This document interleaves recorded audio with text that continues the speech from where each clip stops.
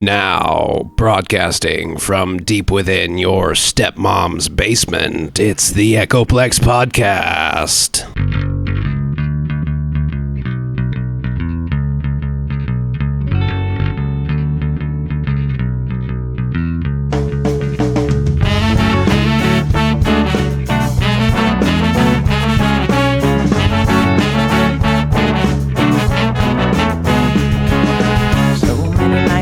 In this world, accessible of kindness and ethical blindness. So please excuse my sarcastic tone. I'm a bit underwhelmed by the sample shown.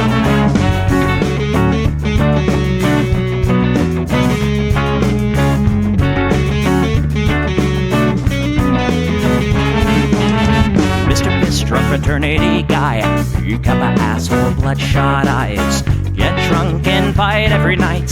Idolize Bradley, belittle women's rights. Homophobic, racist, and don't give a fucking hey. Do you think you can drive a bigger truck? So wear your baseball cap to the side to let everyone know that you're a nice guy. So cool, was so impressed. Lots of chicks and a barrel chest. Cause you're a real man. Punch for punch, gonna piss in your face while you're passed out drunk. I'm a nice guy, you're a nice guy. He's a nice guy, but all of you are assholes. I'm a nice guy, you're a nice guy. She's a nice guy, but all of you are assholes. Nice guys rule the planets. Oh, I just can't understand it. Conquered divine by deception and lies. Social Darwinism and an overdose of pride. Fuck off, jerk off. I don't wanna hear it. Fuck off, jerk off. Read into the lyrics, cause everybody gets their just desserts. As long as you remember that nice guys finish first.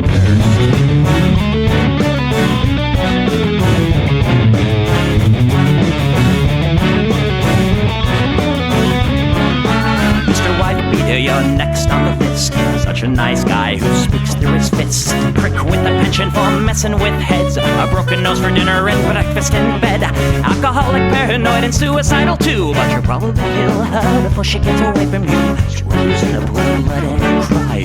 All your friends say that you're a nice guy. Have a drink, this one's on me. Look, you're doing fine, losing to your disease. Don't let toast, I'll pack your bags. Bury you like cats ready to gag. I'm a nice guy, you're a nice guy. We're all nice guys, but all of you are assholes. He's a nice guy, she's a nice guy. Hey, Tom Bone's a nice guy. All of you are assholes. Nice guys rule the planet. The public dominant. Put a body by deception and lies. Social Darwinism and an overdose of pride. Fuck off, jerk off. I don't wanna hear it. Fuck off, jerk off. Read into the lyrics. Don't let the fucking spill quench your thirst. As long as you remember that nice guys finish first.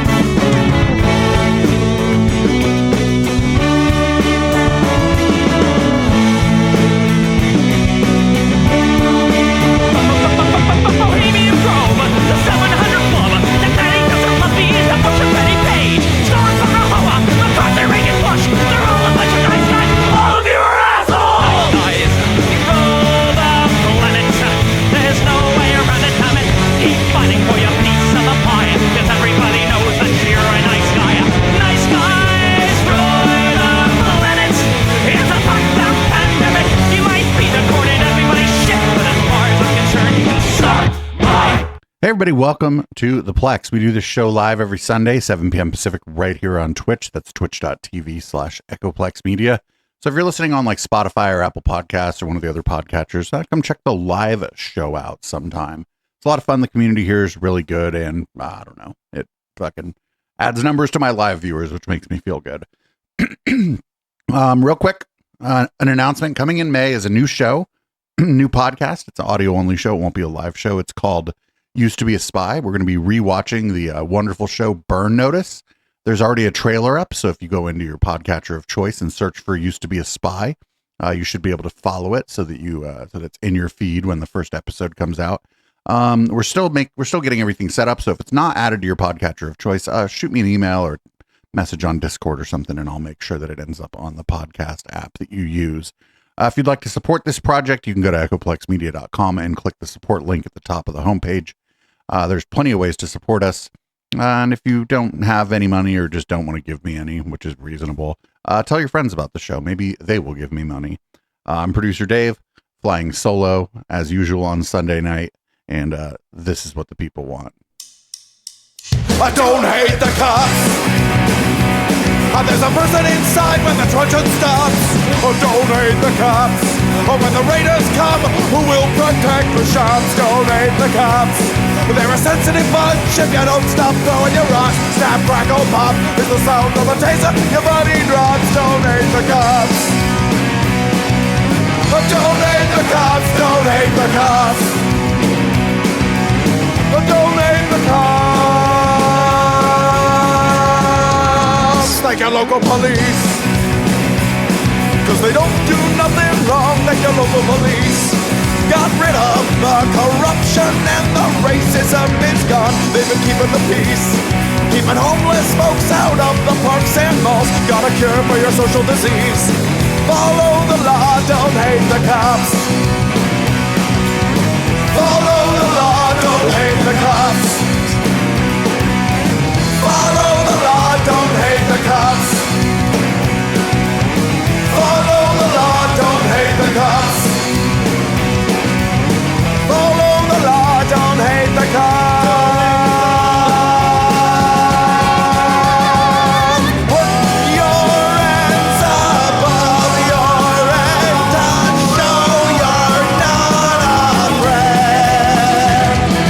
I'm the fearless judge that your skin color's gonna get. And if you die before the sun comes up, the paperwork will take forever. Well, it might have worked out a little bit better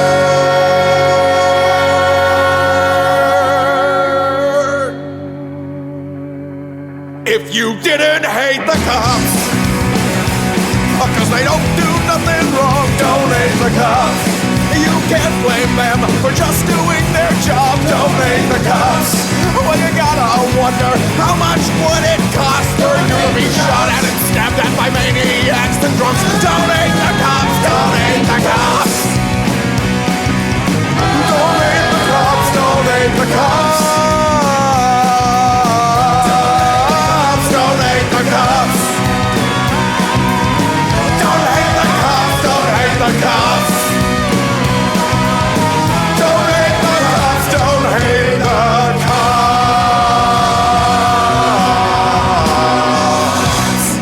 So a really funny thing happened this week, and of course I put it first. I think everybody's already seen this maybe twice or three times. And I don't know if you're listening on the podcast, the video of this is pretty important. So you can either check the show notes or, I don't know, watch the replay or something on Twitch. Witnesses are recounting some of the drama that unfolded on the Sunshine Coast this afternoon. Two sisters have told how their mother and man raced to help when the carjacked SUV rolled on Steve Irwin Way, only to find the gun-wielding car thief emerging from the wreck. Here's some of what they had to say. And one guy, he was up there with our mum, and he went up there and he was coming back down towards us, and he goes, "Run, he's got a gun." And our heart started to pound, and I said, "Oh, Mum, where's Mum?" And poor Mum was stuck up there, but apparently our brave Mum, she goes, "Are you all right?" Because he had all blood all over his face. And he goes, "I'll shoot you." She goes, "Hey, I'm here to help." And Mum distracted him to make him look the other way, and he looked the other way, and Mum ran into the bush behind the fence. And the guy goes to her, "I'll find you and I'll shoot you." All I was thinking about when we were running, I hope he doesn't fire. Yeah, we were so blessed. How close to him do you think you were? Well, see, he was up there, and we were past our when you driveway. Yeah. Don't think of all of that at the time. No, you just run for your life. safety. So somebody said in chat that was AI. I also thought that was AI when I first saw it, right? I was like, that can't be fucking real. And then I looked and, friend, they did an interview. This is a little bit longer. This is 5.5 minutes. They did an interview. And the title of the interview, it says double eyewitness, which is fucking the most true thing I've ever seen. This is not computer generated so far as I can tell.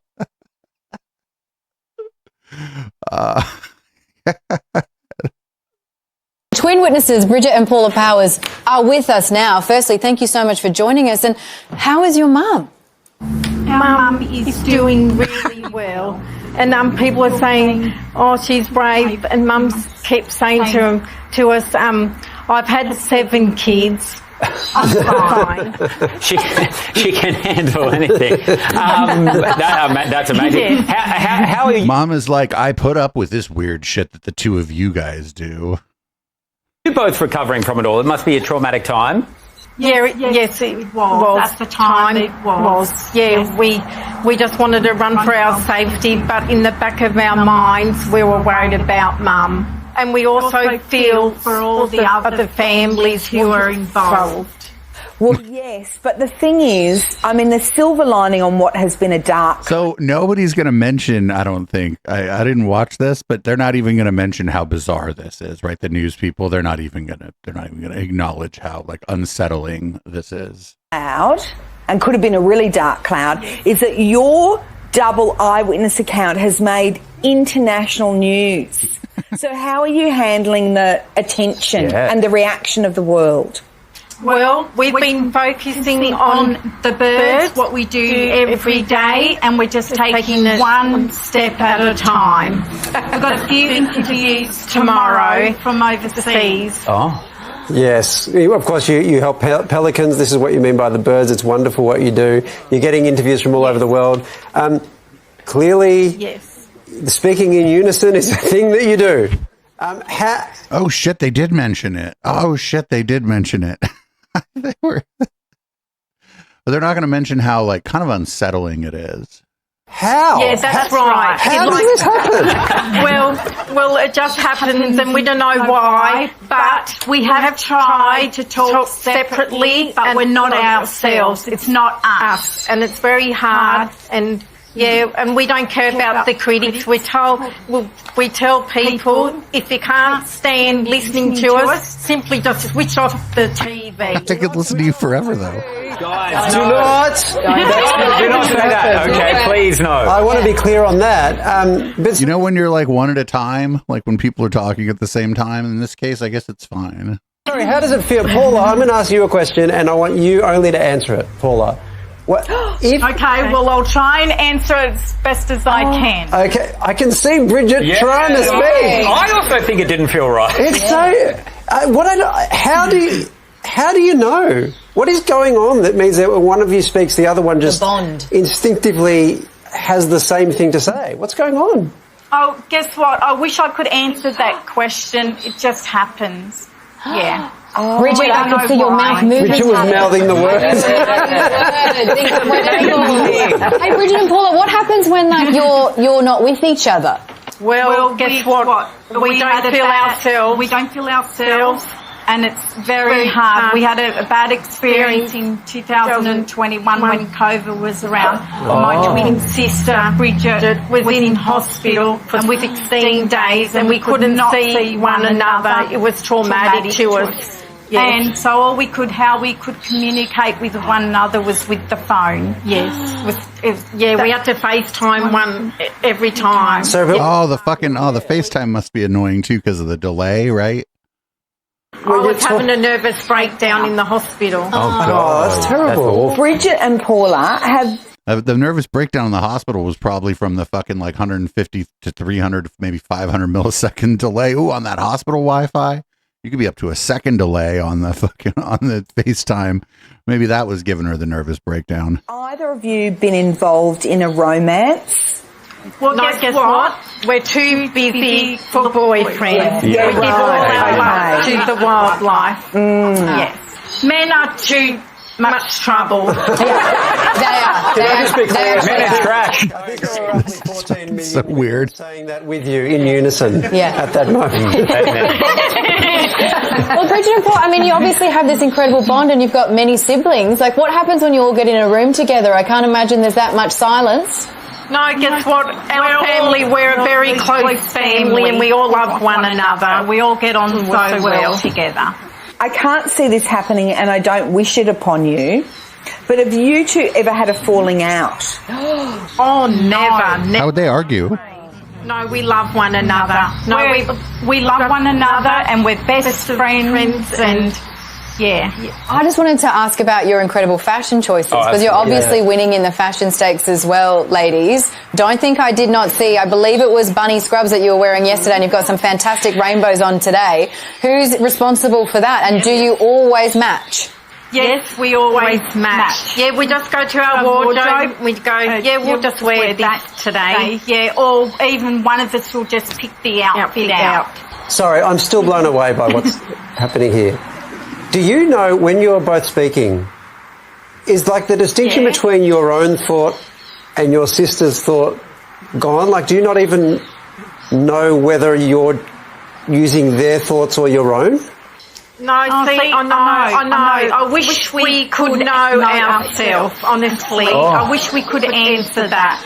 Wow. Oh. I feel the same with Waleed, guys. Yeah. We share a brain and thoughts and, we're close. Bridget, Paula, I reckon I might have done 10, 15,000 interviews. Not one has been like this. Yeah. This is Yeah, that's true. extraordinary. All the best with the work that you're doing with the Pelicans. Should we say it together?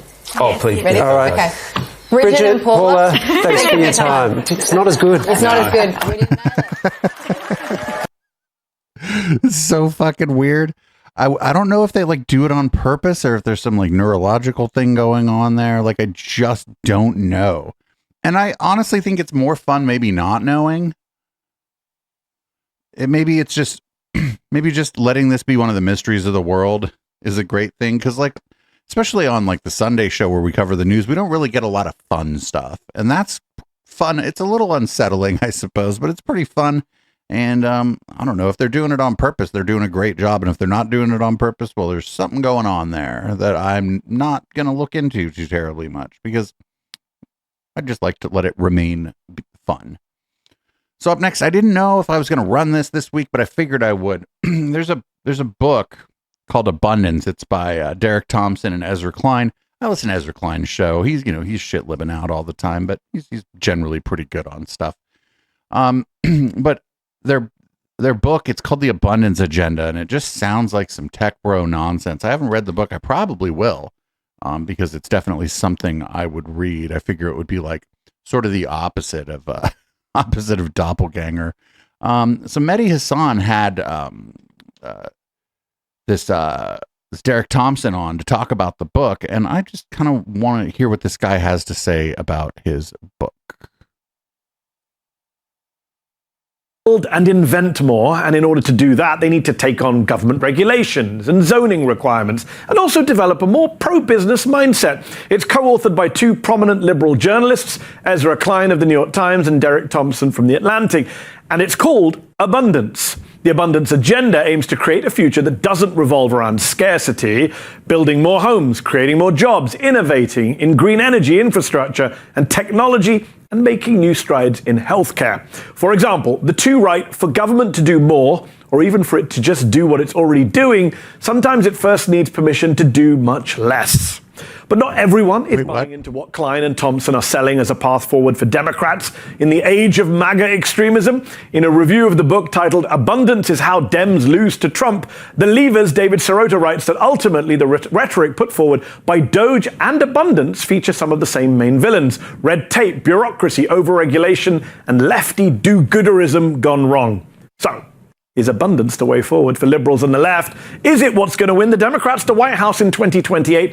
Or is it what helped cost them the White House in 2024? Joining me. This is one of them fucking. This is one of them books we used to call like an airport book. Like, nobody buys books at the airport gift shop anymore, right? But this would be like back in the, like, if people still did, this would be like right next to Rich Dad Poor Dad, How to Make Friends and Influence People. to be next to those kind of books for sure.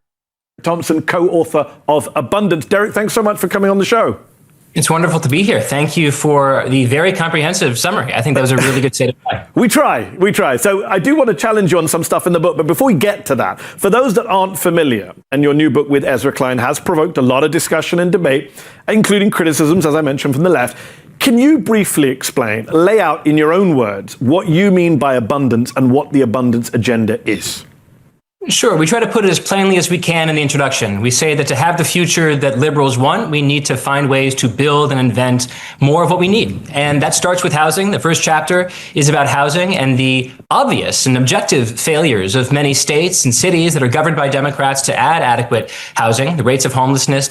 Oh, no. But what about the developers? What about the fucking real estate developers that own the politician? Like, what the fuck? We cover San Jose politics, dude. And the villain in the fucking housing stories is almost always the developers. The developers will promise, like, the city government one thing, and after they get started building, they go in and try to fucking renegotiate with the city about things like affordable housing. We've covered it over and over and over again on Down Ballot. It's the way of the world. Tend to be highest in cities and states that are governed by Democrats. That's for several reasons, but I think a huge part of it is the fact that we've gotten in our own way in terms of adding sufficient supply in places that have high demand for housing. We then move on to energy and talk about the incredible need for the United States to build more clean energy if we want to meet our climate change goals and export that energy to the rest of the world so that people around the world can get richer while using technology. What the shit is this? Doesn't require simply burning what we find in the ground, but uses solar and wind to generate ample energy that it can help people live these rich lives in ways that are clean for the entire biosphere. And then after that, we talk about good governance. It's really, really important, I think.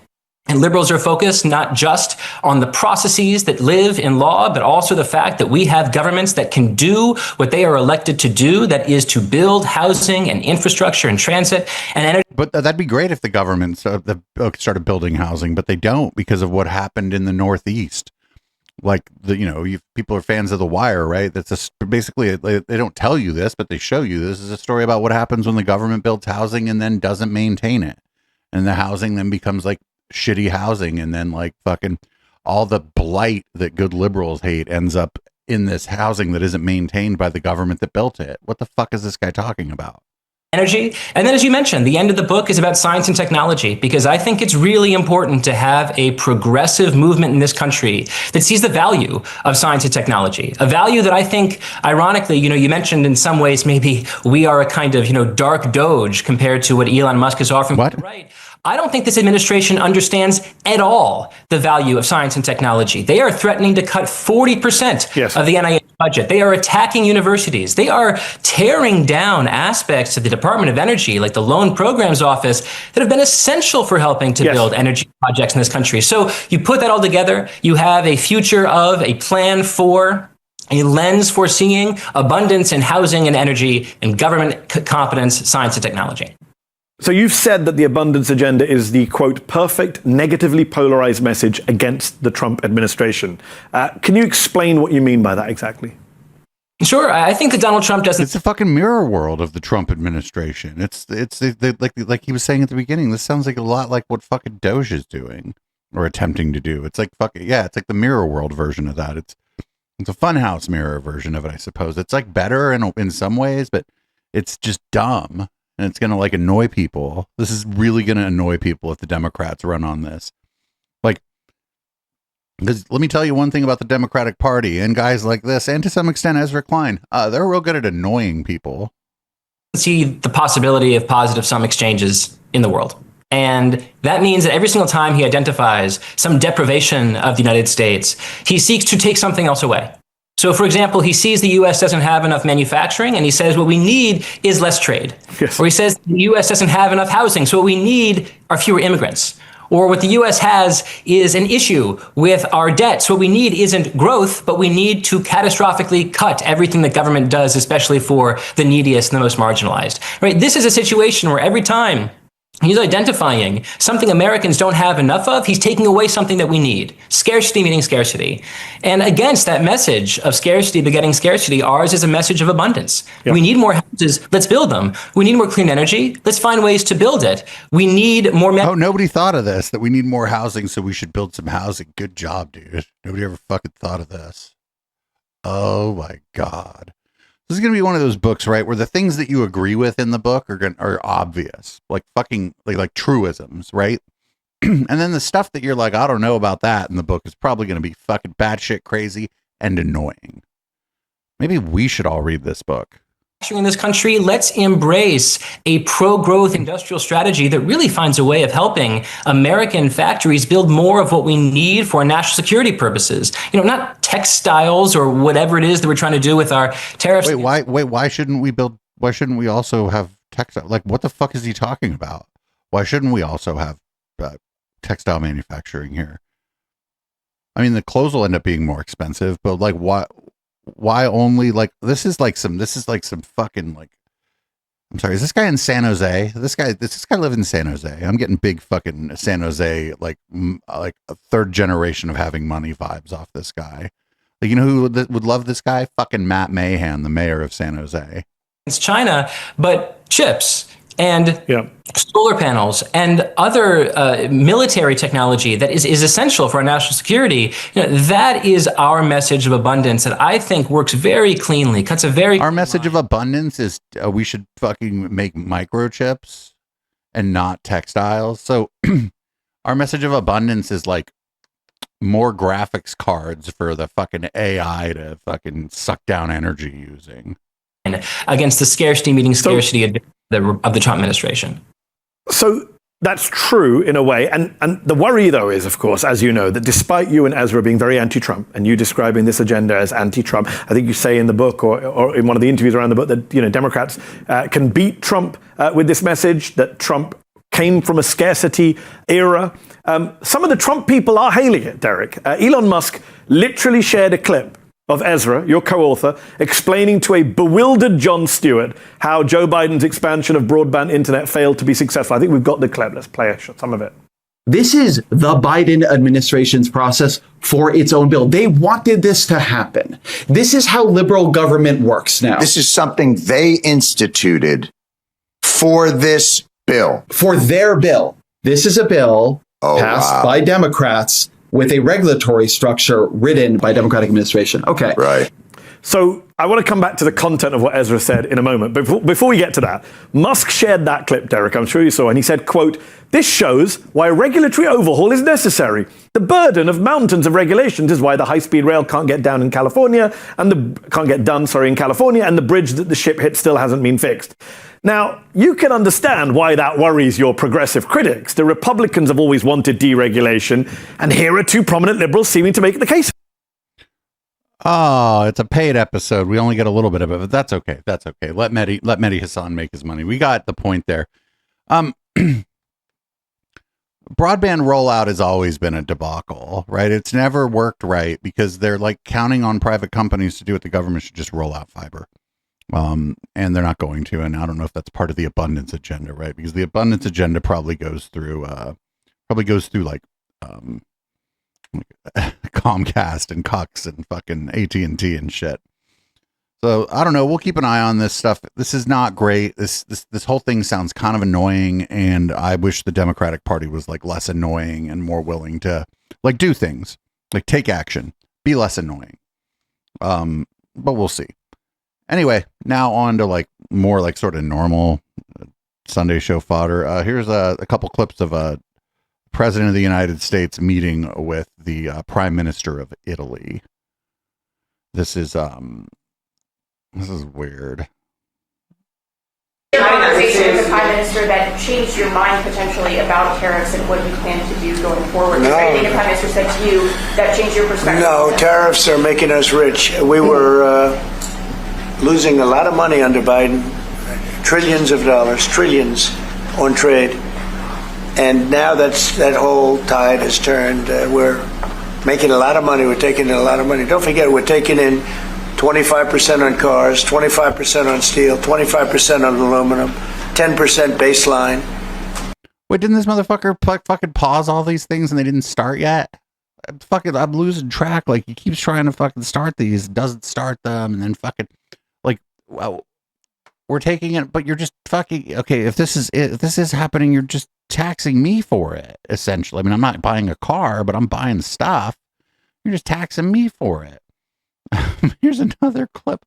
I don't understand, like, why do these foreign leaders just sit there and listen to this shit? Like, the Prime Minister of Italy, she's not like a fucking communist and shit, but she's like a lefty. What is she doing sitting there just listening to this shit? I don't hold Zelensky responsible, but I'm not exactly thrilled with the fact that that war started. That was a war that would have never started if I were president. You'd have millions of people living right now that are dead.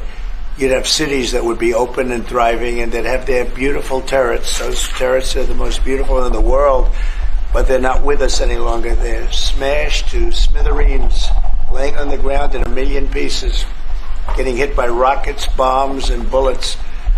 And so I'm not happy with... Why are those rockets, bombs, and bullets colliding with these structures? Him. And I'm not happy with anybody involved. I think it's a war. I know it's a war. It didn't happen for 4 years. It was never close to happening. It was never even a thought. And I spoke to President Putin about it a lot. It was the apple of his eye, but there's no way he would have ever gone in if I were president. Now I'm trying to get him to stop because, as you know, Russia's a lot bigger. It's a bigger military force. And if you're smart, you don't go involved and get involved in wars that you can blame the man that was sitting in this seat. Biden, he didn't know what the hell was going on, but I can guarantee you that, and everybody agrees to it, if I were president, that war would have never taken place. I'm not blaming him, but what I am saying is that I wouldn't say he's done the greatest job, okay? I'm not a big fan. I really am. I'm not a big fan. What the when I watched more of this, like, homegirl just kind of sat there and, like, it's like, yeah, Italy isn't like a big country like the US, but like, you're the prime minister of a country. Like, open your mouth, please. Like, I don't understand. I guess they just don't. I don't know. Maybe she thinks that they're going to, like, not do the tariffs or something if she just sits there silently. I don't know. Fucking weird, man. I don't know. I wonder if there's going to be any of these where some leader of some other country just tells him to go fuck himself. I'm waiting for that.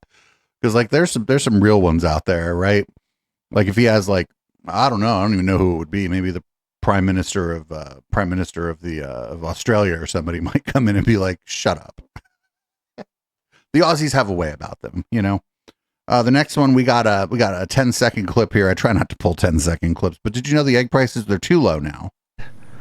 You can have all the eggs you want. We have too many eggs. In fact, if anything, the prices are getting too low. So I just want to let you know, prices are down. I don't know if the egg prices, they never went up where I'm at.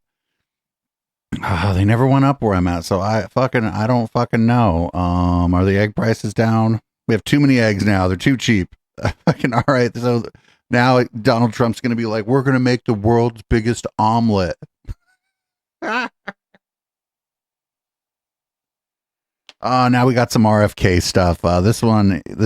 This is another 10-second clip, I guess. These people are like obsessed with white babies, and he's going to talk about the sperm of teenagers. And our fertility is dropping dramatically. Teenagers in this country today have the same testosterone levels as 68-year-old men. It's fucking low T shit. Oh man, that's fucking it's so fucking embarrassing. So embarrassing. Also, this guy, there's some injuries that he had never actually heard of. He never heard of any of these injuries when he was a kid. These are not injuries that he's going to be describing here, but he never heard of them when he was a kid. It never occurs to him that he was like in the rarefied Kennedy atmosphere where you don't have to hear about anybody's suffering, but here we go. And And these are a broad category, the ones that Marty mentioned, like ADHD, the neurological disorders, ADD, ADHD, speech delay, language delay, tics. Yeah, we would call those kids the R word when you were a kid, though. Or if being a little more diplomatic, they'd say they were slow or that they just had learning disabilities. Rett syndrome, narcolepsy, ASD, and autism. All of these are injuries that I never heard of when I was a kid. They were not part of the nomenclature. They weren't part of the dialogue. There was zero spent in this country treating chronic disease when my uncle was president. Today it's about $1.8 trillion.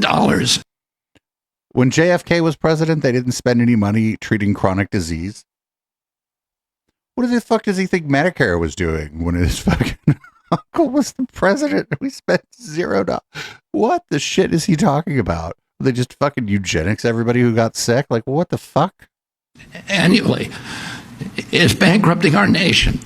74% of American kids cannot qualify for military service.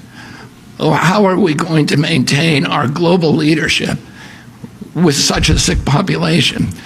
We have all these autoimmune diseases, these exotic diseases. And again, I never heard of juvenile diabetes, rheumatoid arthritis.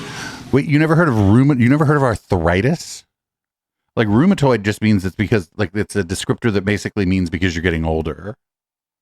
That's all it means. It's like that. It's descriptive that it's a result of aging. You never heard of arthritis? Lupus, Crohn's disease, and 100 others that were just unknown when I was a kid. Also, like, not for nothing, there's a lot of shit that I didn't hear about when I was a kid that I heard about when I got older because I was just a kid and didn't hear about those things too. There's a couple things going on here. One, like I said before, like somebody in chat said, well, his aunt was, we don't know what the diagnosis would have been today, but she was given a lobotomy because she was crazy. They probably called her hysterical. But they just literally would just, I don't say the word anymore. They just call me the R word, right? They'd say the kids are.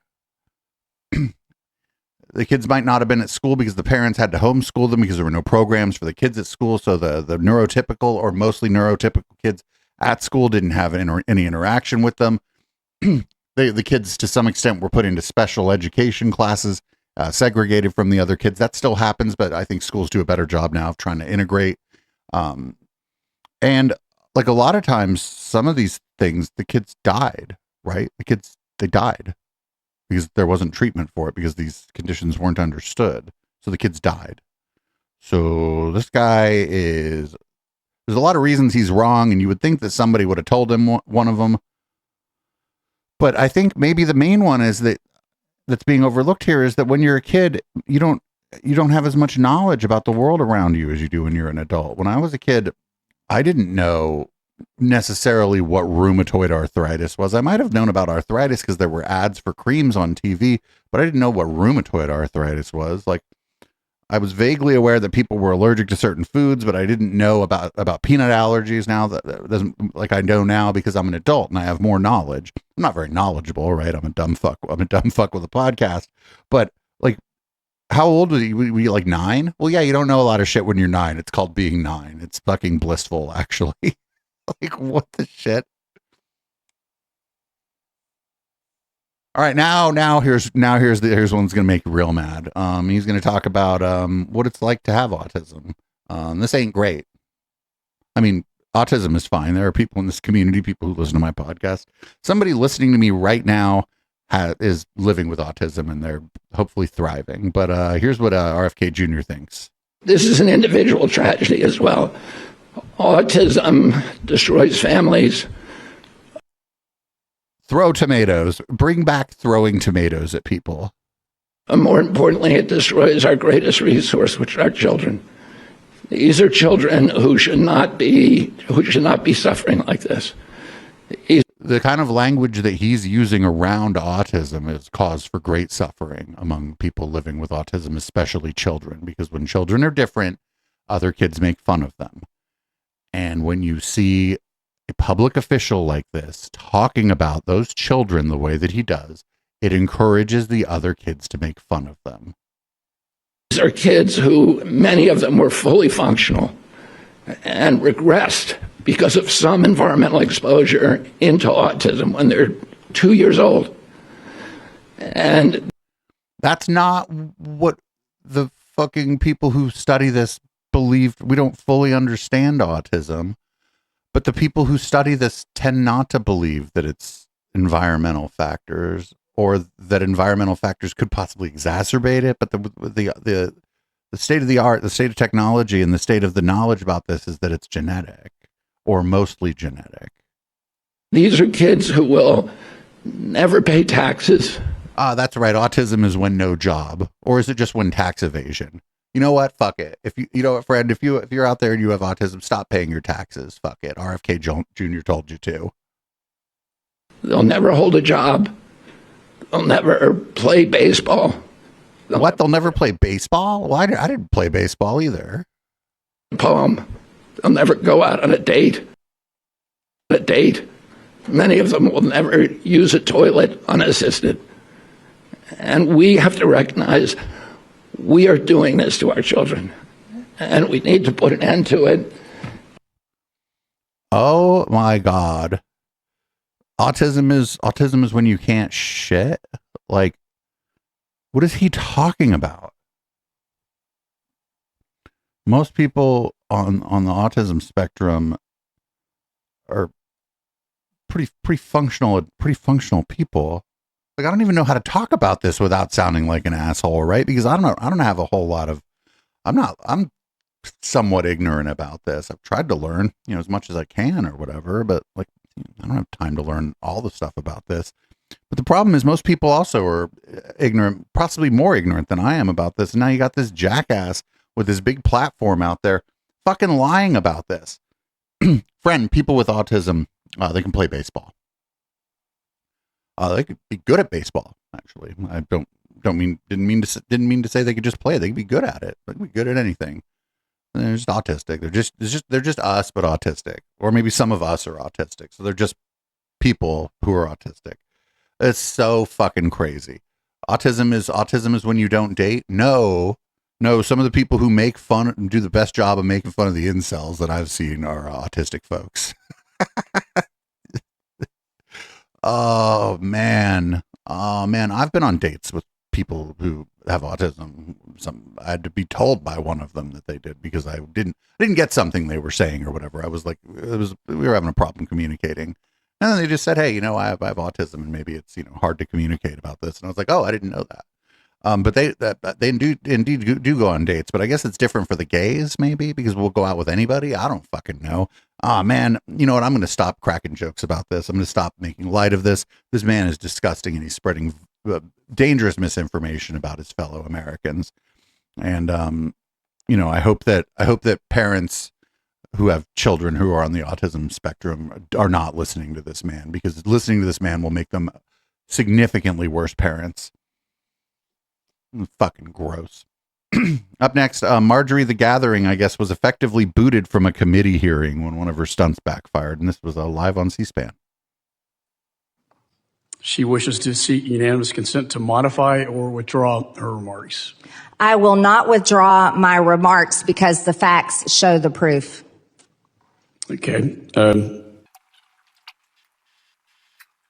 So in making a ruling on this, it's pretty clear that the rules state you can't impugn someone's character.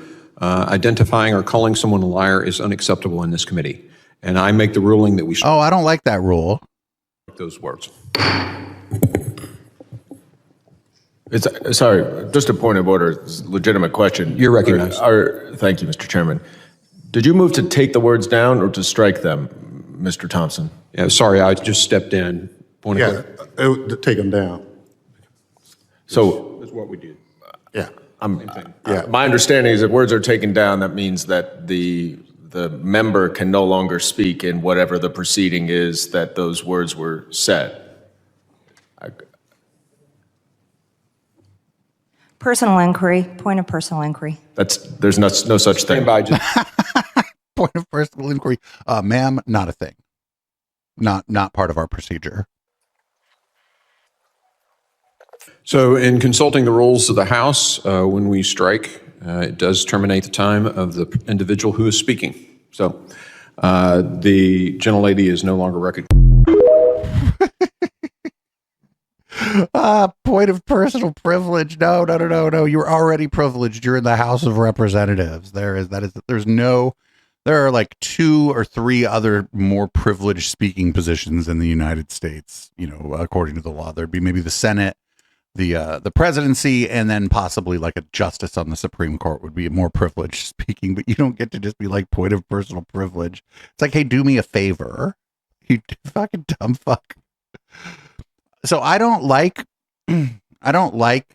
because you can say, hey, I think this person's a liar, and you're not really impugning their character, right? Because you may be pointing out that they lie all the time, or that you believe they lie all the time. And that's, I think this thing about like not impugning someone's character, like don't call somebody a whore, like on the, it's like a gross breach of decorum, but saying that somebody's a liar, what's the difference between saying this person is lying? I guess you just say they're lying versus calling them a liar. But anyway, good for them. Good for them. I think those are probably Republicans too. She actually annoys everybody. Up next, the CEO of the ADL. He's not great. Not a big fan of this guy. Not my friend. Administration is also arresting international students, revoking some of their visas. You have been really clear that due process is essential. You have said that it's not even remotely clear that this has been the standard. What is the ADL doing to pressure the White House to give students who are being arrested due process? Well, look, at the ADL, it's our job to protect the Jewish people. We're not sort of public defenders for some of the Hamasniks on these college campuses. The Anti-Defamation League.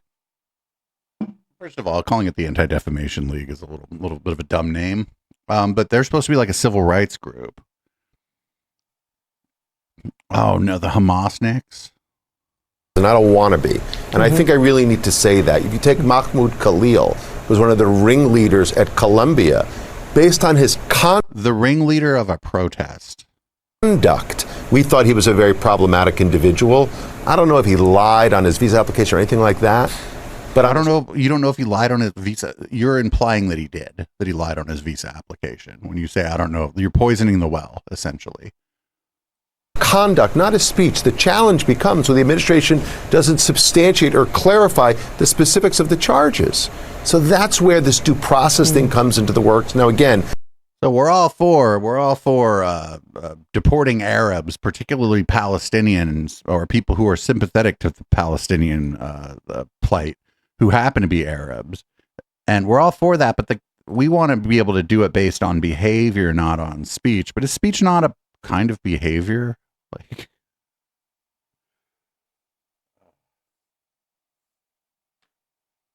so also deported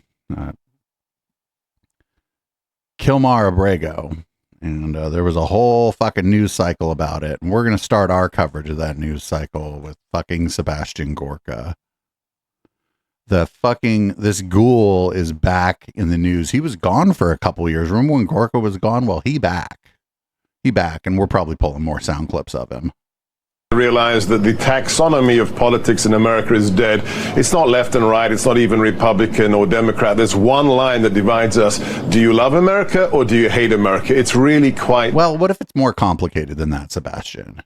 Simple. And we have people who love America, like the president, like his cabinet, like the directors of his agencies, who want to protect Americans. And then there is the other side that is on the side of the cartel members, on the side of the illegal aliens, on the side of the terrorists. And you have to ask yourself, are they technically aiding and abetting them? Because aiding and abetting criminals and terrorists is a crime in federal statute, Rob.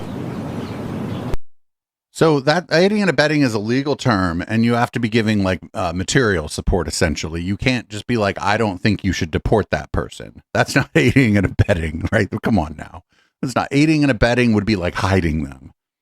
right? Aiding and abetting is actually hard to prove, right? Because you have to prove that you have to prove a lot of things. Basically, you have to prove intent.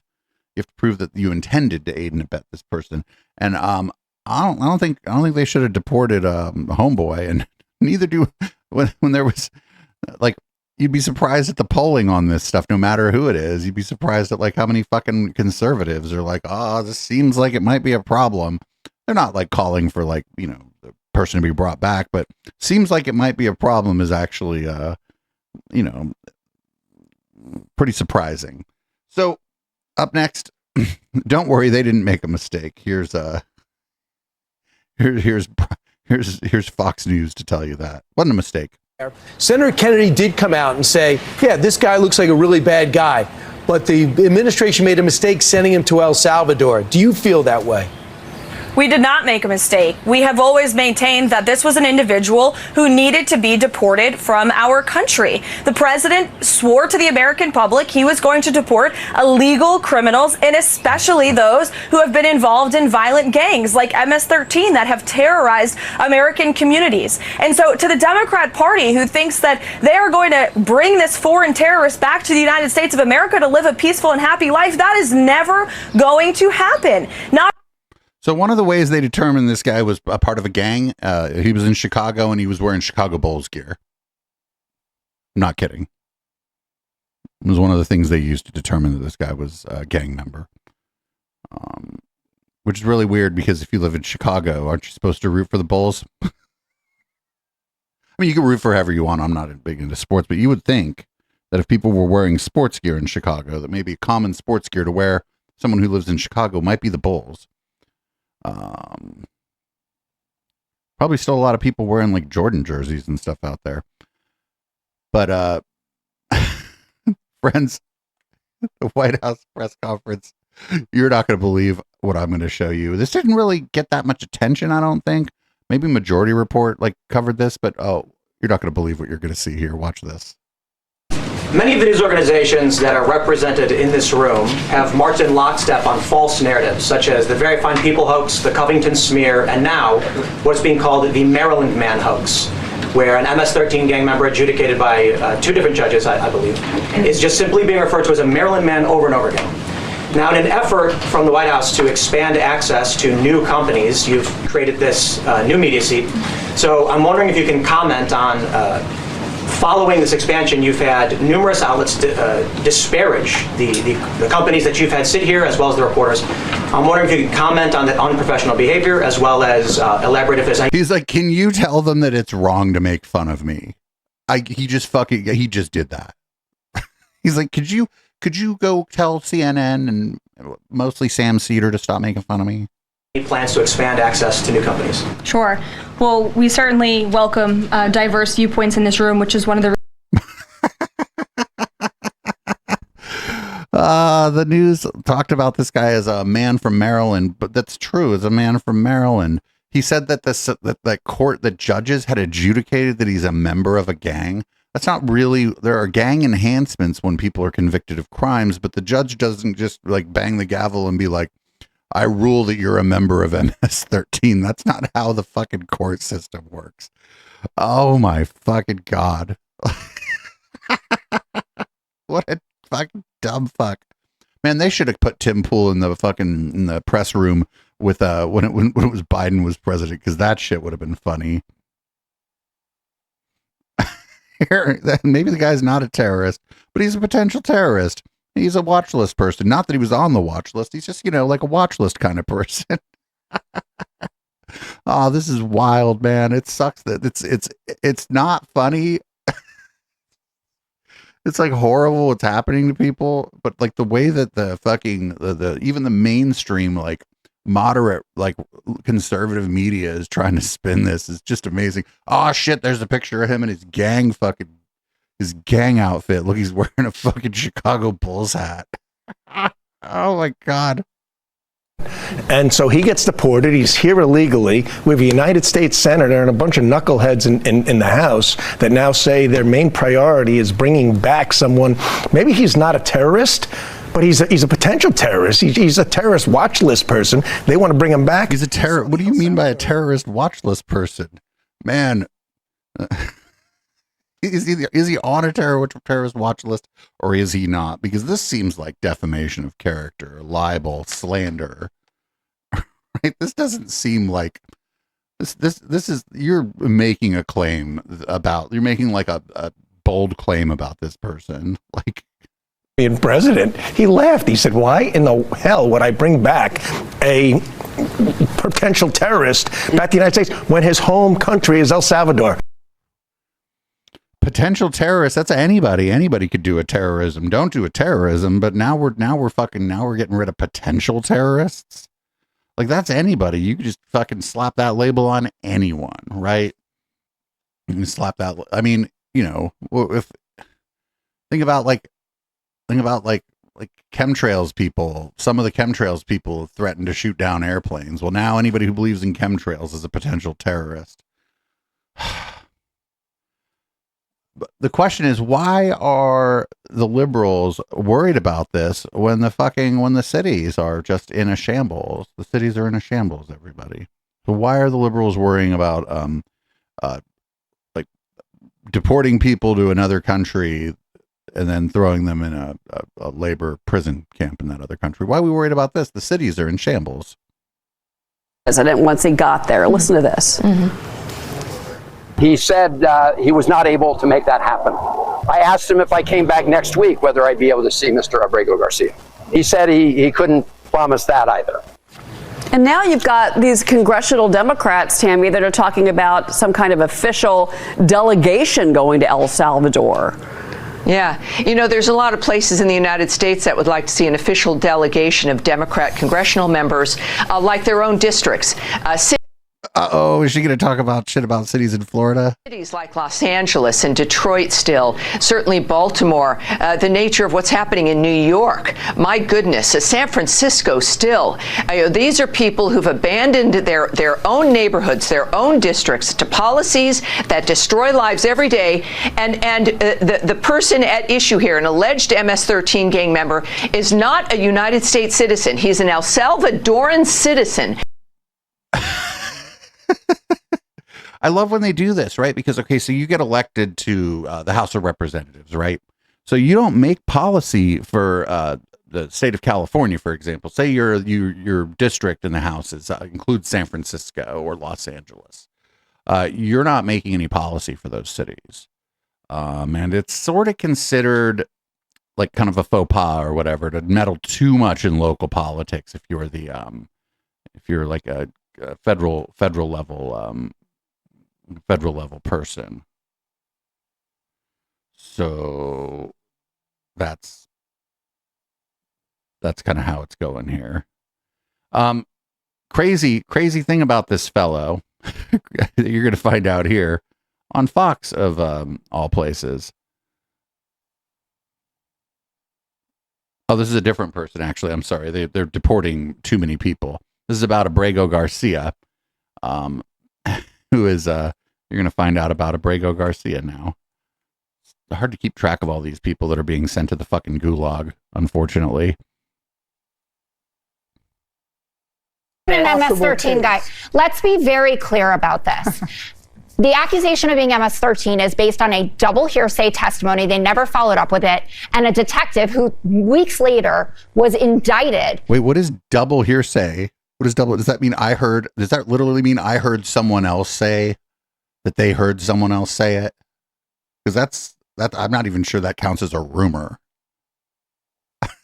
Doesn't even reach the standard of rumor. For sharing confidential information. His legal status, Abrego Garcia's, was approved by the Trump administration in 2019. And every year since then, he has checked in with the Department of Homeland Security. And nobody has said anything about him being a gangbanger. Until he was? No, not until anything. He became a problem. To this day. It's not until he became a problem. Until he was, and then you thought the guy was going to say convicted of gangland fucking hit the gangland fucking mass shooting or some shit like that until he was, and I thought the next word was going to be convicted. But nope, that's not it at all. Check this, it's so dumb. It's not about being a prop. There will be other senators that are looking into these because it is reported that over 75% of the people that were on that plane have not been convicted of anything. And yeah, dude, that was amazing until he was, and then like until he became a problem. A problem for who? It's fucking so like, oh, it's fucking terrible. But listening to these people like they just fucking twist themselves into a pretzel trying to defend this shit is amazing. Can't they just say that they don't agree with this? Because I don't think that most of the, I mean, I don't know. I mean, maybe they do agree with this, or could they maybe tell us what they mean, why they agree with this?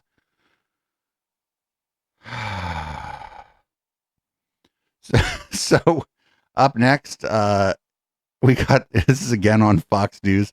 Even Joe Rogan is like, I don't know about this.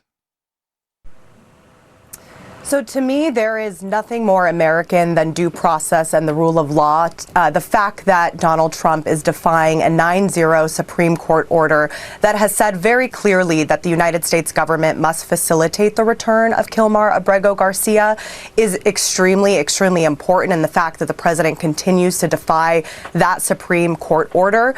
To me, this is also a bipartisan issue. We have had a conservative-leaning Supreme Court say that he must be returned, a Reagan-appointed judge say that this should be shocking to every American, and also Joe Rogan, who has said that due process is one of the foundations of our freedom. So I want to make sure that the president abides by the law and actually follows the law. Yeah, dude, the Supreme, fucking Clarence Thomas, of all people, like voted in favor of making sure that there's some kind of due process before people are deported based on rumors that they're MS-13 or whatever. Like Clarence Thomas, would never votes against what the Republicans or like extreme conservatives want. That motherfucker said no, this is bad. Imagine that. Like, that's wild. Getting the entire Supreme Court to agree on anything as far as like when it comes to like immigration is pretty unprecedented, like in the, recently at least. And I guess the Trump administration is just like, they're like, well, we're just not going to like do what you say. And you would think that the sort of rule of law Republicans would be like appalled by this, but of course they're not, because it's, the victim in this is people they'd probably call Mexicans, right? I understand most of these people maybe aren't Mexican, but they just call them Mexicans. They'd be like, what kind of Mexican? Up next, oh no. So we got, I don't even know how to like explain what we're going to look at here. We got some twink. Some like fascist twink. I'm surprised he doesn't have a broccoli haircut. Telling us about how cool, look at how cool this forced labor camp in El Salvador is.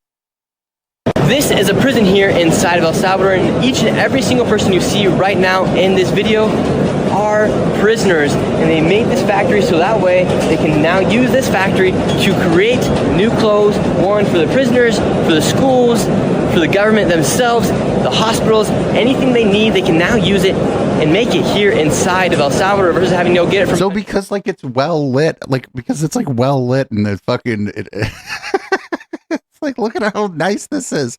I thought a fucking slave labor camp was gonna look like a dungeon somewhere, and it's like, no, dude. If they want to get the most, it's like any other business essentially. If they want to get the most like productivity out of the slaves they have, they want to make everything easy to use and modern, and make sure everything works. And also they have an incentive for everything to be safe so that people don't get hurt on the job. So one, so those people can keep working, but two, so that these slaves don't have a fucking uprising. Like the United States or China, helping create a more self-sufficient El Salvador, and each and every single day that a prisoner self-sufficient El Salvador, you know how the fucking Confederacy was self-sufficient. Here inside of this factory, they then get 2 days taken away from their sentence. So imagine you have 10 years on your sentence, and by working in here, you can get your sentence reduced all the way down to 5 years. Technically, if you work for 5 years inside of this prison, you are then going to get your time cut in half every single day you work inside of one of the systems they have here set in El Salvador. It is actually pretty amazing. And what price would you personally pay on 2 extra days of your life? Imagine you are sentenced to 10 years in prison. By working in a place like this, you can then get 5 years of your life back, and you can learn a new skill while you're at it. Obviously, it's not ideal to be a prisoner. However, here in El Salvador, they are helping the prisoners rehabilitate themselves into society, helping them be able to get a new job if they were to decide to go in fields like this when they're done with their time here in El Salvador. Nayib Bukele is really changing the country here in El Salvador. It is quite amazing to see. Yo, I'm sorry. Okay, first of all, there's a couple things going on here. One, and like, who goes there?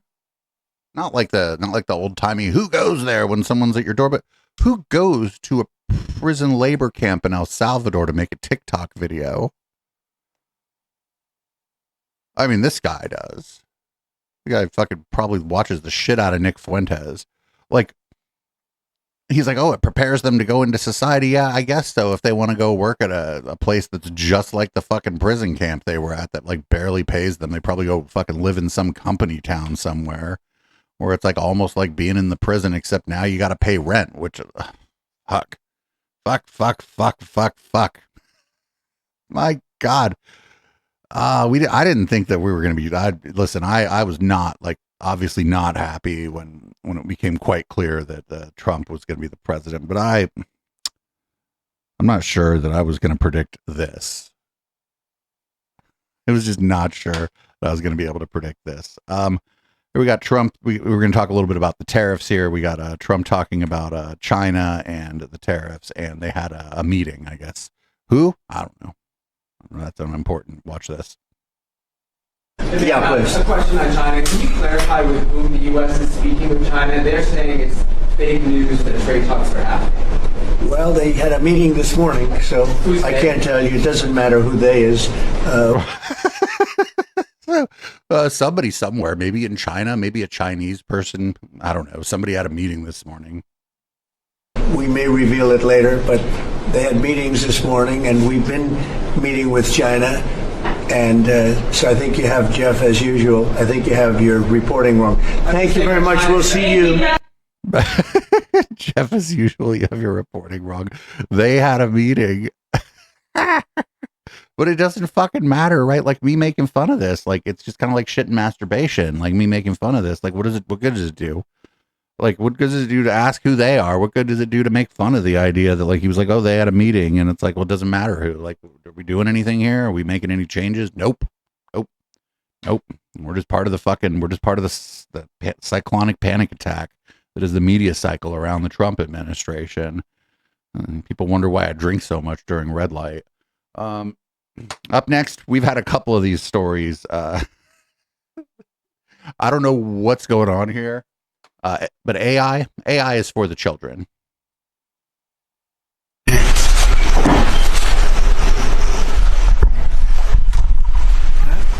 This next executive order relates to artificial intelligence education, sir. You've obviously done a lot in the artificial intelligence space already. The basic idea of this executive order is... Like, what has he done? We properly train the workforce of the future by ensuring that school children, young Americans are adequately trained in AI tools so that they can be competitive. What, the young Americans can go like to the Google Gemini and be like, hey, could you draw me a Garfield with a massive dong? And then Gemini's like, sure. In the economy years from now into the future as AI becomes a bigger and bigger deal. That's a big deal because AI is where it seems to be at. We have literally trillions of dollars being invested in AI. And somebody today, a very smart person, said that AI is the way to the future. I don't know if that's right or not, but certainly very smart people are investing in it heavily. The children are our future, and AI is for the children. But I don't know if AI is the future. I don't know. A very smart person told me that. No, it wasn't a very smart person. It was fucking Elon Musk told you that. Oh, it keeps getting better as we get closer to red light, folks. This is the sitting lieutenant governor of Indiana. He's I believe he's running for re-election, and this is him talking about the 3/5 compromise. Now, you would think that maybe a lawmaker could do a good video about the 3/5 compromise and talk about why, maybe some of the problems associated with it, why it historically was put into place. And, those kinds of things might be interesting, but instead, he kind of looks like fucking Matt Gaetz. This guy's going to tell you about the 3/5 compromise. Hey everybody, this is Lieutenant Governor Mike Beck want to give you an update on a bill, Senate Bill 289, which is called Unlawful Discrimination Bill. Senator Byrne is carrying that bill. It was in the Senate just a few minutes ago. Well, if you were watching or listening to the Senate, if you were trying to fall asleep and we're trying to get some good background noise on, you might have been listening. What a great way to describe your job. The Senate, on the Democrat side, they got up and they started talking about how this bill embodies something to the effect of the 3/5 compromise. They were bringing that up. They were saying this is a bad bill because it actually encourages discrimination, just like the 3/5 compromise, going all the way back to the foundations of our nation. He's like, you might think that deciding that some people were only 60% of a people was a bad idea, but here I am to tell you why that was great. To share with you, the 3/5 compromise is not a pro-discrimination compromise. Friend, it applied to slaves. Listen, man, I feel like I feel pretty comfortable in saying that slavery is a form of discrimination. I don't want to get all woke on everybody and shit all 1619 and shit on everybody. Don't want to go all Ibram X Kendi on your ass, but I'm going to go ahead and say that slavery is one of the most heinous forms of discrimination. It was not a pro-discrimination or a slave-driving compromise. Who did it apply to? Oh, no. Oh, my God. Listen, I don't have high hopes for Indiana, as just more generally, broadly, right? But you would think that somebody that gets elected as the lieutenant governor of Indiana would have a couple dog whistles handy or something, not just come out and say, actually, it was a great idea. The founders made. It was actually just the opposite. It was a compromise that the North made with the South. At the time, there were basically 13 independent nations. They had not really created a constitution. They were sort of a European Union-esque nation, and they were saying to the pro-slave states, hey, if you want to count your slaves to have more representation in Congress, we're not going to let you do that, because they knew that would codify things like slavery into our nation. And the North stood up to the South, and they said, we're going to, if you're going to count your property, because the South says, hey, when you read, he's sort of right here, but the problem is you end up in a nobody to root for situation, right? You don't end up in a boy howdy, am I glad they had this compromise. You end up in a nobody to root for situation, which is oftentimes the case in history. But we want to count them in the congressional representation. We want to count them in the census. At the time, there was 30,000 people would equal one member of Congress. And so they said, we're going to count our slaves. We're going to get more members of Congress in the South. The North said, you can't do that. So what they came back to the South and they said, fine, if you want to count your property, your slaves, as whole people, we're going to count our property. We're going to count our tables. We're going to count our chairs. We're going to count all the stuff that we have in our house. And the South said, well, you can't do that. And they said, well, you're doing it with your property. We're doing it with our property. So far, not bad on the North. They're like, hey, you can't have it both ways. You can't. And I don't think they said it this way, right? But so far, so good, right? You can't be like, well, these aren't people until it's convenient for us to call them people. But then compromising with them was really bad. Not great. What they did is they came up with a 3/5 compromise. They said, you will only get 3/5 of a vote when it comes to your slave. And what that did, it actually limited the number of pro-slave representatives in Congress by 40%. This was a great move. I don't know if it fucking tracks that simply, because there were abolitionists in the South as well.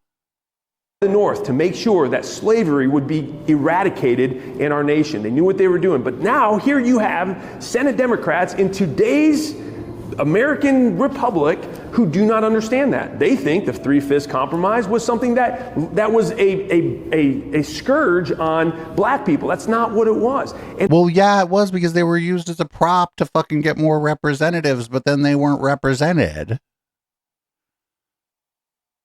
Yeah, like, again, a pox on everyone's house. And I mean, to be fair, there weren't vaccines yet, so maybe there was a pox. Maybe that meant a little bit. Maybe that had a little bit more impact back then.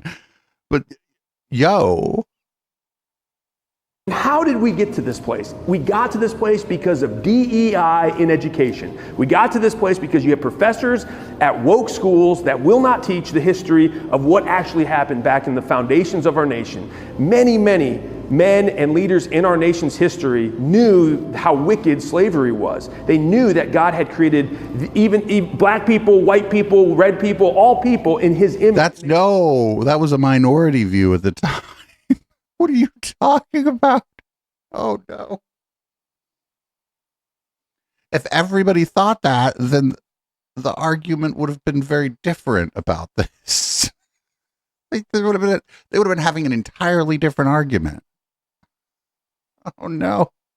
We're fighting for equality for all, but they're not taught that today. And that's why you had the Senate Democrats who were getting up talking about the Three-Fifths Compromise like it was some sort of terrible thing in our past. It was not. It actually was the exact opposite that helped to root out slavery and lead us into a more perfect union that we now see, where black, white, red, brown, all people can have equal representation under the law. That's what the Three-Fifths Compromise was all about. So don't buy into the DEI radical revisionist history that is happening in today's culture. Know your history. Go back and study the documents. Read them for yourself, like I have. Go and you will find that the Three-Fifths Compromise and many other things were designed to make sure that justice was equal for all people, and equality really meant equality for all. So what's going on in the Senate today? Glad to the fucking balls of this guy. It meant equality for all. Again, this shouldn't be funny, right? This is fucking ridiculous. Oh no. Oh no. So everybody, did you know that medical research at the universities is disloyal? There's all the medical research at all the fucking universities. It's just disloyal to our country. Maybe we should only let the people at universities count for 3/5. I'm not even going to say that. I'm not even going to tell that joke. I'm sorry. Harvard congressman, but yet they're reaching out to the American taxpayer. And then when they don't get the funding, it is, oh, well, we're going to cut research and we're going to start euthanizing research animals. That's their answer to this. Yes, man. Well, we should have never gotten in bed with those left-wing groups anyway. They want to destroy this country. And, you know, the research stops when the money stops. That's bull. We ought to put it out in the private sector and let them see what's happening. I think that's some of the thing that Doge is showing, just the abuse and fraud by these groups, that what they're doing. And these private universities with their multi-billion-dollar trust funds, we ought not be giving them anything. And then they still charge admission for their schools, and we find out that a majority of their students aren't even American citizens. Wait, what university is this? The avenue where that's going, it's a disloyalty to our country, and we don't owe them anything, ma'am. We need to cut them off. I mean, I don't give a fuck, right? I don't give a fuck if there's some university somewhere where a majority of the students at the university aren't U.S. citizens or whatever. I don't give a fuck. I just don't think that you could find a university, because there's plenty of U.S. citizens going to university. What? Harvard? No. A lot of fucking legacy admission over there at Harvard. Like, guys, fucking these people are just full of shit, dude. Like, what does he mean that it's disloyal? Does he mean that, like, the medical research comes to conclusions that don't, like, agree with his ideology? I mean, I think that's what he means, right? I think that's what he's saying. This is Nina Jankowicz. She's a disinformation researcher, an American disinformation researcher. And here's her at the European Union Parliament. Now, I don't know if she moved to Europe. She might have. After what she says here, I hope she has, because she'll fucking send her to El Salvador and she can be in that fucking weird Twinks video next time. Feeding them harmful and hateful content. Their executives, some of the richest men in the world, have aligned and ingratiated themselves with some Western leaders, including the US president, not for the good of representative democracy, but for their personal enrichment. Anti-democratic regimes in Russia, China, Iran, and elsewhere are taking advantage of this environment, launching interference campaigns that aim to undermine the democratic process with little pushback. And homegrown anti-democratic forces have launched a coordinated campaign to undermine researchers, journalists, advocates, and civil servants who work to expose their lies. The confluence of these forces has hobbled some democracies' responses to the strategic threat that we are here to discuss today, Russian hybrid threats. Just last week, in the United States, Secretary of State Marco Rubio gleefully announced he was obliterating the office tasked with tracking and responding to foreign information manipulation and interference. Many other U.S. government institutions have been similarly dismantled in the months since President Trump took office, all under the guise of protecting free speech and allegedly, quote, ending censorship. Now, the European Union has become the subject of the Trump administration and tech executives' ire, as it dares to implement the legislation that you, its duly elected representatives, drafted, debated, and passed on behalf of your constituents. The United States has now become the largest lobbyist for these multi-billion-dollar corporations and is harassing any nation or body that aims to conduct oversight or require transparency of them. Neither Washington nor the social media platforms it has captured are interested in preserving democracy. They are interested in maintaining their power and hoarding profits. And so, before I describe the details of Russia's recent online influence campaigns, I would like to call upon you to stand firm against another autocracy, the United States of America. Hell yeah. The Trump administration is undoubtedly preparing a pressure campaign to force EU institutions to roll back regulation like the DSA, to end support for Ukraine, to stop holding Russia to account. Do not capitulate. Hold the line. Doing so is the clearest signal the European Union could send to Russia and other adversaries that it will not stop fighting to preserve democracy at home and around the world. The Russian Federation, of course, is thrilled to witness division within and between democracies. Moscow continues to actively exploit deepening fissures in our societies in order to amplify discord and polarization. Hell yeah. She's in trouble, though.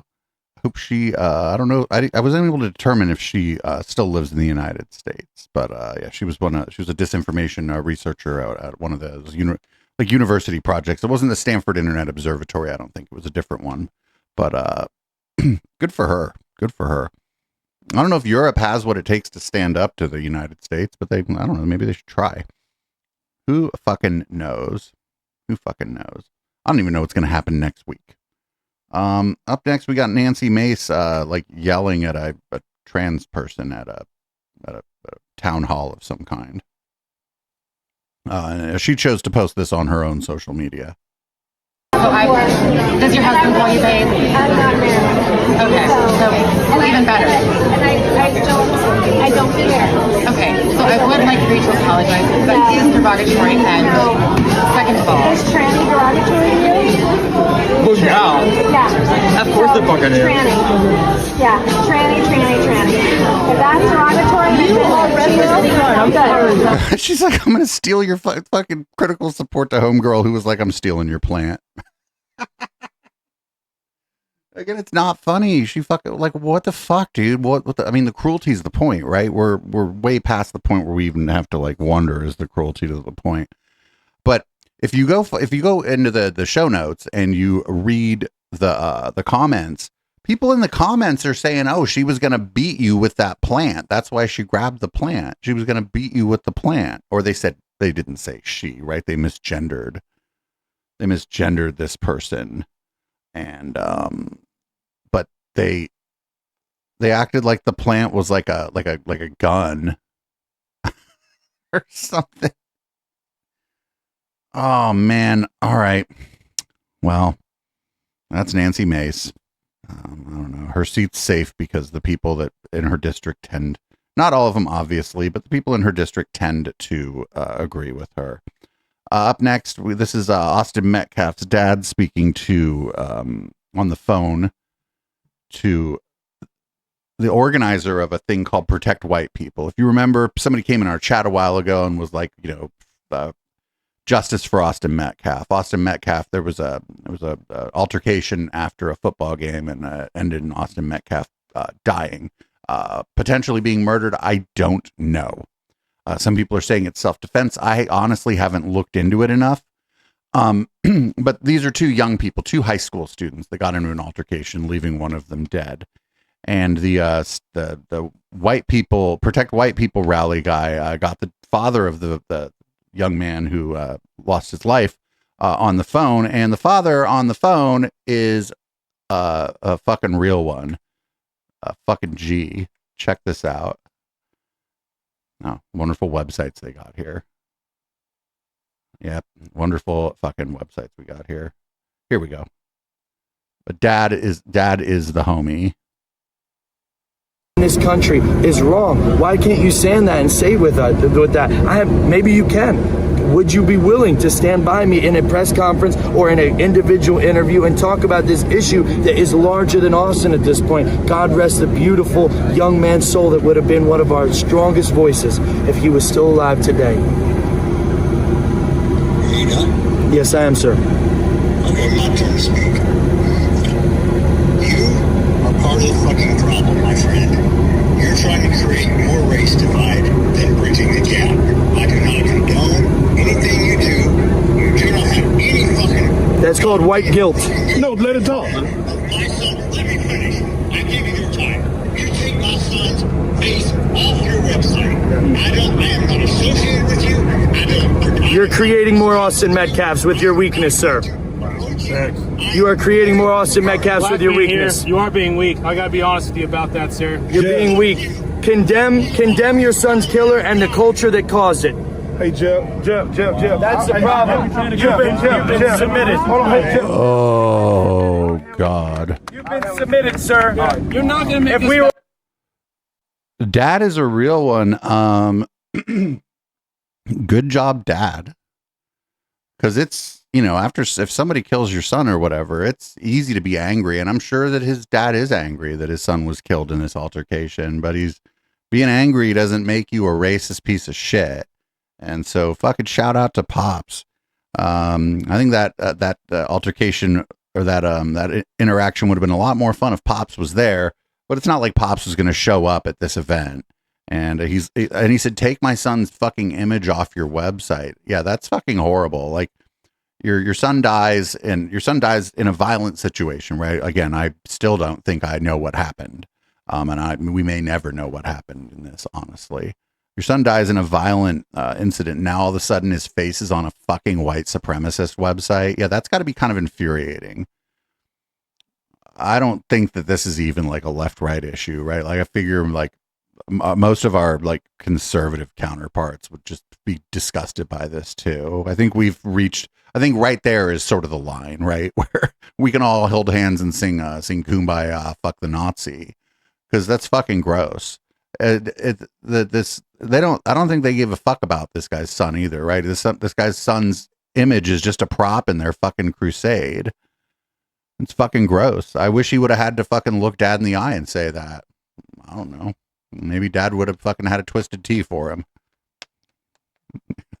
Kicking it a little old school here. All right. We don't have a lot on the Pope. In fact, I only have one about the Pope. And this is Frank Pavone, Priests for Life on the Jenna Ellis Show. This is a pretty quick one. It's from American Family Radio. And wouldn't you know it? The woke Pope was a communist. Well, it's going to be... Oh, it's Todd Starnes. Oh, God, it's Todd Starnes? I fucking hate Todd Starnes. Why did it look like it was somebody else? Where might we be headed? Well, it's going to be interesting, Jenna. This Pope was, quite frankly, a communist and was a radical leftist. And there's been great controversy within the Catholic Church over the direction of the denomination. There's been great. Yeah, this is the woke Pope. They're going to be pissed too, because all the cardinals, any of the cardinals that needed to be replaced by this guy were replaced from people from the global south or the third world, essentially people from Africa, South America, East Asia. They weren't replaced by a bunch of fucking like white guys from Rome. They weren't replaced by a bunch of European Catholics or American Catholics. So when they go to select the new Pope from the cardinals, they're going to have a list of people that Todd Starnes is not going to like, and it's going to be even more fun. All right, up next, did you know that Marco Rubio, Pete Hegseth, and Pam Bondi have already found all kinds of anti-Christian bias in the government? They said in 7 days, they found over 150 instances of anti-Christian bias. I think they first found it in the First Amendment. I think this is the kind of people these are. I was at the meeting yesterday with AG Bondi, with about 15 cabinet secretaries. That just shows you the importance, and sadly, that there is anti-Christian bias in the government. And so you had Secretary Rubio, Secretary Hegseth, you just had Robert Kennedy, who were all reporting on all the anti-Christian bias they have found thus far. Already. So Rubio went and asked for, tell us what anti-Christian bias you find. In just 7 days, they found 150 plus instances. So I looked into this. Nobody's really giving me the I wasn't able to find the instances, right? But they might be thinking of things like the Establishment Clause of the First Amendment, right? Congress shall enact no law respecting the establishment of a religion, and there shall be no religious test to hold office in the United States. I think I'm paraphrasing. I might have the verbiage of that right, though. That's one of my favorite clauses in the Constitution. They might also maybe not like the 14th Amendment. There might be things in there that they see as anti-Christian. Maybe the Obergefell decision, the gay marriage is legal in the United States. They may see that as anti-Christian. Hate crime statutes, maybe federal hate crime statutes, they may find to be anti-Christian because some of those hate crime statutes cover queer folks. I'm assuming these are the kinds of things that she's talking about. The problem is, even in the current state of America, most Americans agree with those things. Even most conservatives agree with those things, at least in principle. Maybe not in how they've been implemented, but at least in principle. And so they're just going to have to like vaguely allude to that stuff, because otherwise they're really going to piss everybody off. Although, like, if they haven't really pissed everybody off to this point, I mean, why not just let it all hang out, right?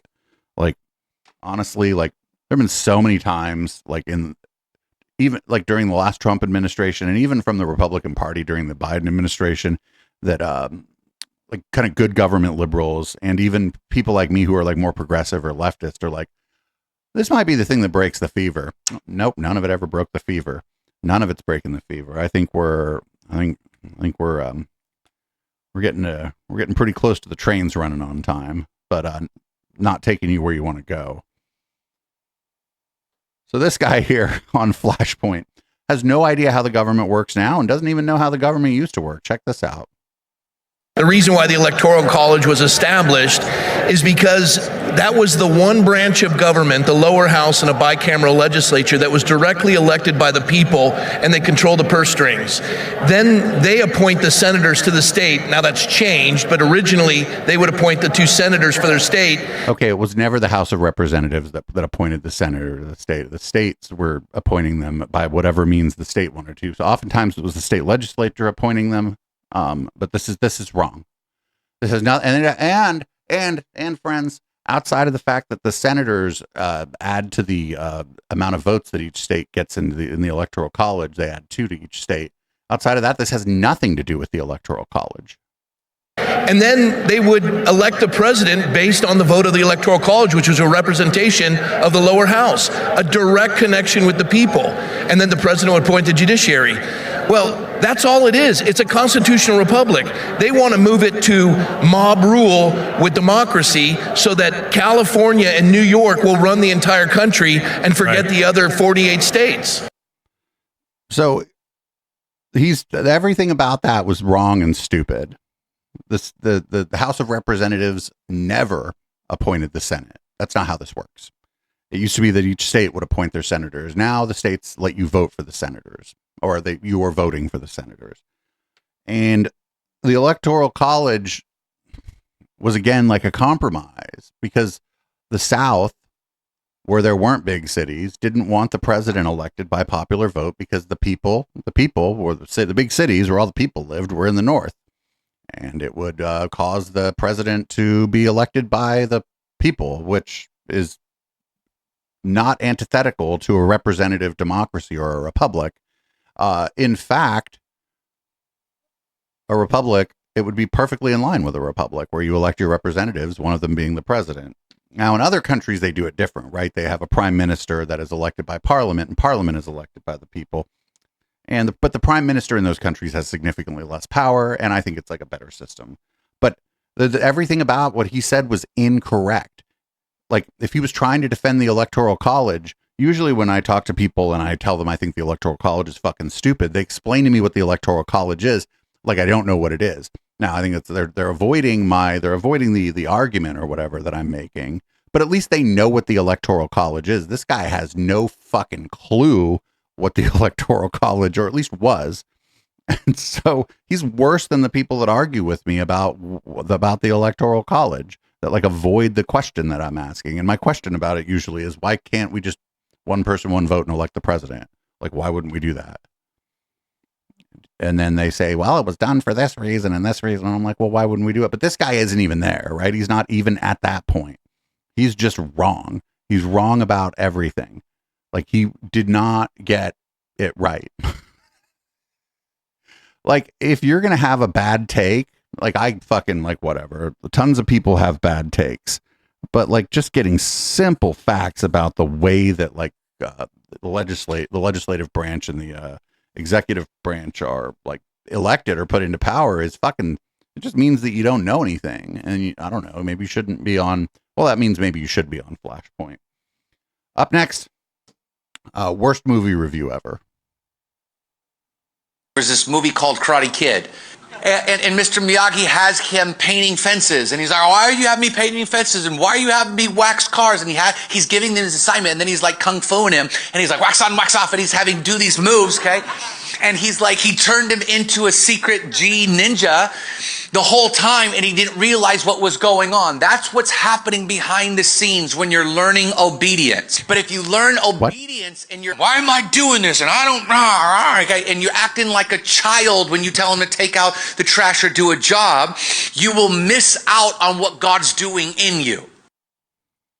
I told you it was the worst movie review I've ever seen. I'm glad it wasn't longer. Dude, fucking, come on. These people, like, I'm not even like super into movies and like whatever. Like, I'm not a movie guy, but I like that. I would wager that I could do a better movie review of The Karate Kid. I thought The Karate Kid was kind of a cool movie, actually. Taught you to stand up to bullies by becoming a ninja, which maybe wasn't the best message now that I think about it, but like whatever. When that movie came out, I had the biggest crush on Ralph Macchio. Oh my God. I wonder if he's still a snack. Anyway, up next we got this guy, we've been calling him Great Value, Matt Walsh. He offers counseling to people who are gay. So I guess that's bad. It is. I provide specific counseling for those who are gay, and it's perfect for them. Like, you can call me, I won't even charge, and I can give you my counsel right now to everybody who's listening. You pick up the phone, you call me, hey, I'm really struggling, I feel depressed, I feel anxious, I'm gay, and then I would just say, stop it. And they're like, oh, can I call this guy? I want to call this guy. I don't want to do it on stream. I don't want to subject you to that, but I call him. I call him and be like, hey, I'm gay, and actually things are all right. I do content for a living, so money's a little tight. So I can't go out as much as I'd like, but I throw a party at a nightclub, and gay people are welcome there, and shit's doing all right. Do you have any advice for me? He'd be like, stop it. I'll be like, all right, go fuck yourself. So up next, we got this is just we got to fight the woke pagan uprising. Denominationalism. Unity across denominational lines remains necessary if we are to confront the woke pagan uprising. And this is only possible with a thing that I like to call denominational humility. See, I'm confident in what I believe. I'm probably more confident than most. But I know that 15% of everything I teach is wrong. I'm just not sure which 15% it is. Well, that's probably because you don't take well to criticism. It's the woke pagan uprising. Everybody who's a Christian has to come together to fucking hate the woke pagans.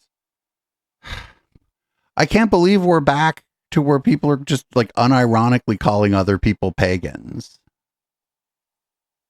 I mean, the satanic panic never went away, but it sort of seems to ebb and flow a little bit. And we were definitely at the fucking a low point for a while there where people weren't yelling at each other about being pagans. But I guess now we're back. People are pagans. And it's not like that.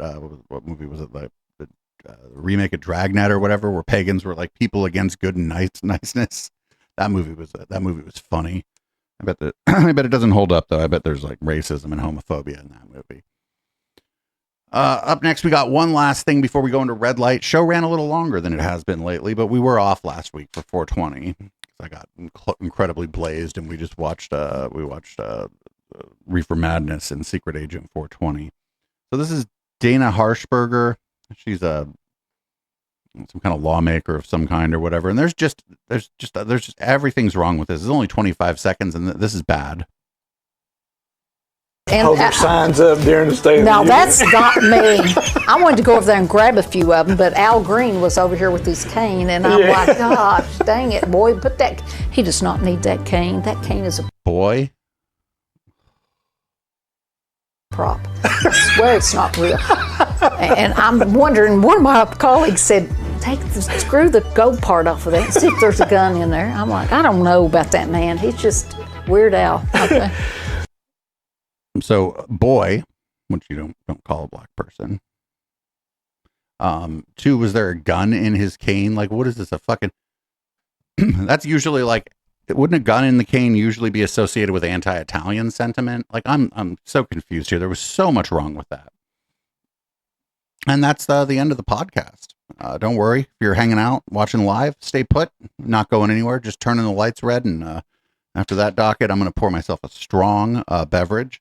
If you're listening to the podcast, join us live sometime, please. That's twitch.tv/Echoplex Media. Even if it's not on Sunday, we have a week full of content that's fantastic. I have mostly great co-hosts, and yeah. Also, if you want this whole show, if you want to know what happens during red light, but you don't want to come to the Twitch and talk to like the queer technologically savvy communists or whoever, and the old people that hang out in my chat, you can support us at $5 a month or higher at eplex.store or patreon.com/Echoplex. And you'll get this a day before the podcast comes out in its entirety, audio or video, your choice. So yeah, that's been the podcast. Sorry about taking a week off last week, but whatever. I got blazed. Up next, we got Boomers by Periscope, and we will be back with Red Light in a few minutes.